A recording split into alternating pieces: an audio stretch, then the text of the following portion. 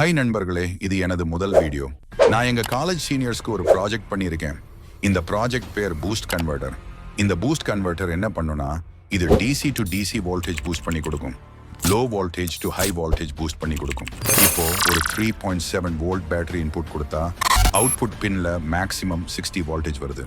நான் இந்த ப்ராஜெக்ட்ல யூஸ் பண்ணியிருக்க components 50 volt 1000 UF capacitor, 450 volt 220 UF capacitor, 10K controller, IRFZ44N Mosfet, Inductor, Diode, 1K resistor.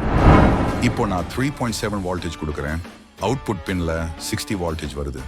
நான் output பின்ல 12 voltage LED light கொடுக்கும்போது இந்த லைட் 10 volt யூஸ் பண்ணுது. 6 LED லைட் சீரிஸ் கனெக்ஷன்ல இருக்கு. நான் அவுட்புட் பின்ல கொடுக்குறேன். இந்த லைட் 16 voltage எடுத்துக்குது. இந்த மாதிரி ஸ்கூல் அண்ட் காலேஜ் ஸ்டூடெண்ட்ஸ்க்கு ப்ராஜெக்ட் வேணும்னா என்ன காண்டாக்ட் பண்ணுங்க.